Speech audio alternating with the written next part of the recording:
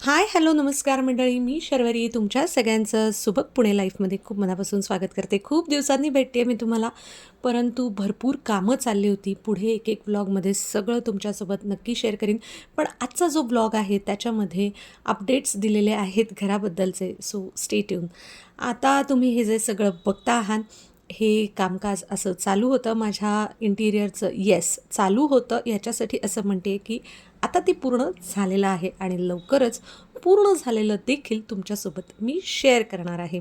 त्यामुळे अजूनही माझ्या चॅनलला बघत असाल रेग्युलरली पण सबस्क्राईब केलं नसेल तर सबस्क्राईब नक्की करा. बेल बटन आयकॉन प्रेस करा, लाईक करा, शेअर करा आणि कमेंट करून सांगा की तुम्हाला कोणत्या कोणत्या विषयांवरती व्लॉग्स आणि व्हिडिओज बघायला आवडतील. जसं की मागे मी तुम्हाला म्हणलं होतं की जे म्हणतात ना, घर पाहावं बांधून, तसंच अगदी घर पाहावं सजवून. हो, एक्झॅक्टली. खूप गोष्टी असतात, विचारात घ्याव्या लागतात, बजेटपासून ते रंगसंगतीपर्यंत. खूप खूप गोष्टींचा विचार करावा लागतो आणि त्यानंतर एक आपलं घरकुल साकारलं जातं. आणि अशाच पद्धतीने आम्ही देखील एक स्वप्न बघितलं आणि ते स्वामींच्या कृपेने, आईवडिलांच्या आशीर्वादाने आणि आमच्या सगळ्यांच्या मेहनतीने, प्रचंड अशा सकारात्मक वृत्तीने आम्ही ते छान असं तयार केलेलं आहे आणि ते साकारलेलं आहे.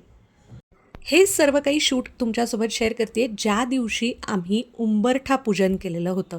आम्ही अतिशय रीतसर पद्धतीने त्याच्या सगळ्या ज्या स्टेप्स आहेत, धार्मिक पद्धतीने, शास्त्रोक्त पद्धतीने त्या फॉलो केल्या आणि आम्ही उंबरठा पूजन केलेलं आहे. तर त्याचे खूप सारे डिटेल्स जर तुम्हाला हवे असतील तर तुम्ही मला कमेंट्स करून सांगा. त्या पद्धतीने त्याच्यावरती पण मी एक सेपरेट व्हिडिओ नक्कीच करीन.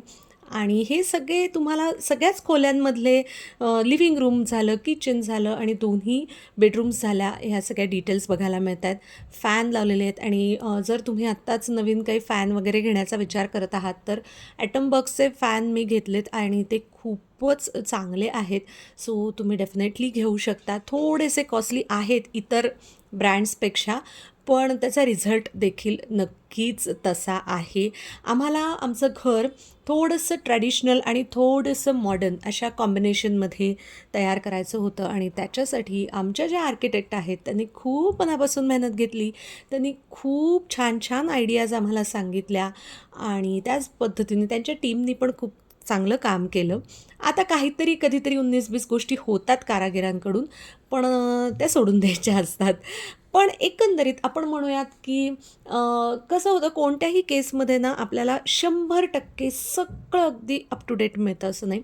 कुठेतरी थोडंसं काही पॉईंट्स इकडे-तिकडे असतात, तर ते सोडून द्यायचे असतात. त्याच्यासाठी खूप तगमग करायची नसते. बेसिकली माझ्या आर्किटेक्ट मॅम खूप छान आहेत आणि त्यांनी शेवटपर्यंत सगळ्या गोष्टींची अत्यंत व्यवस्थित काळजी घेतलेली आहे. त्याच्यामुळे मी माझ्या नवीन घरामध्ये अगदी खूप हॅपी आहे.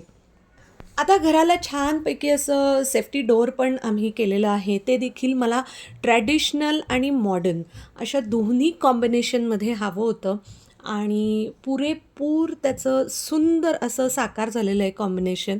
उंबरठा पूजनाच्या दिवशी वन्स अगेन मला साडी नेसायची होती, पण मी परत तेच सांगते की इतकं ते तुम्ही माझं रूममध्ये सामान बघितलं कसं आहे होतं, सो दॅट मला ते नाही सुचलं.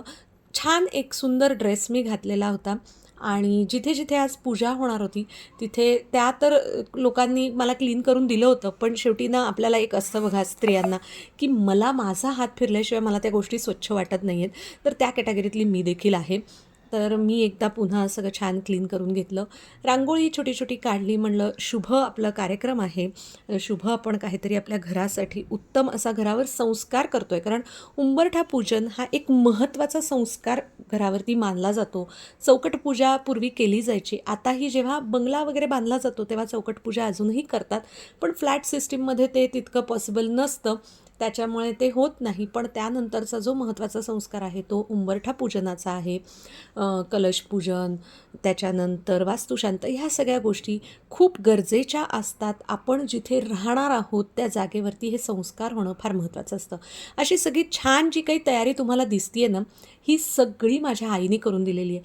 म्हणजे मी वारंवार तुम्ही माझ्या व्हिडिओजमध्ये ऐकत असाल की मला ह्या गोष्टीचं ग्रॅटिट्यूड कायम असेल की माझ्या ह्या सगळ्या गोष्टींमध्ये जी माणसं माझ्या खूपच जवळची आहेत, त्यांचं पाठबळ हे प्रचंड आहे माझ्यासाठी.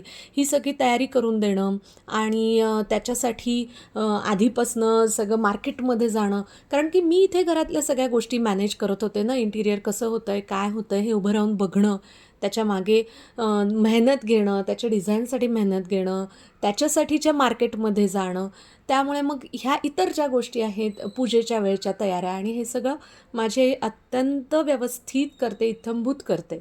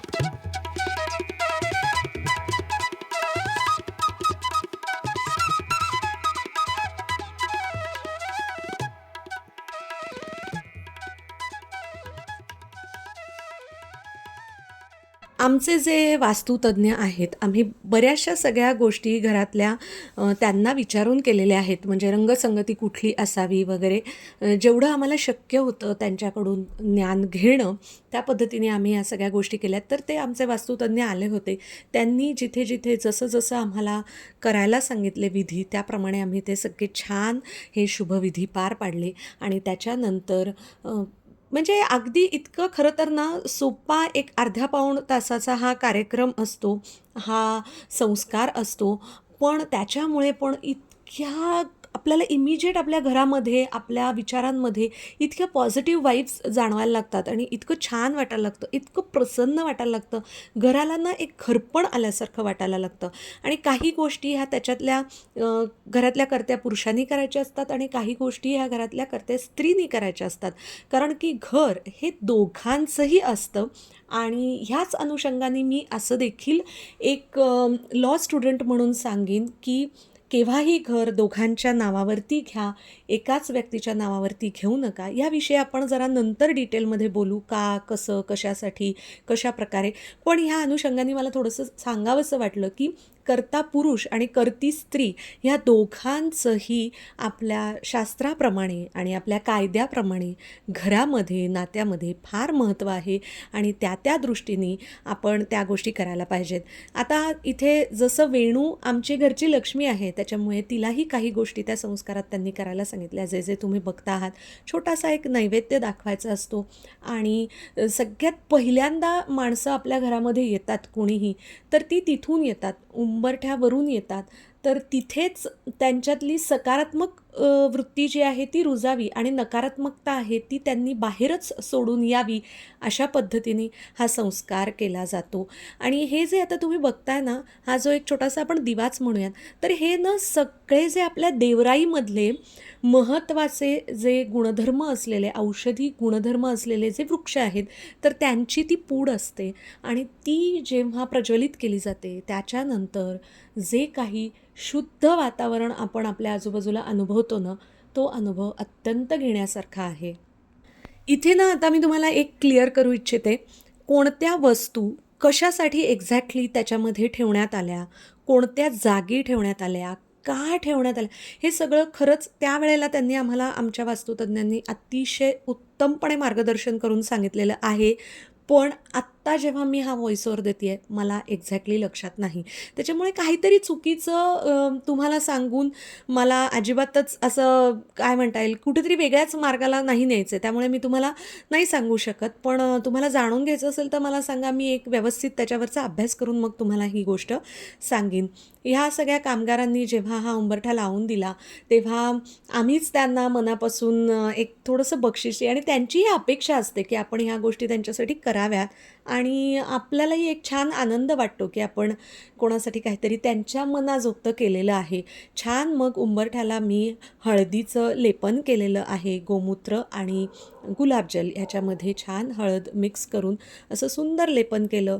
छान नंतर पुन्हा एकदा फुलं आणि ह्या सगळ्या गोष्टींनी सजावट केली आणि अतिशय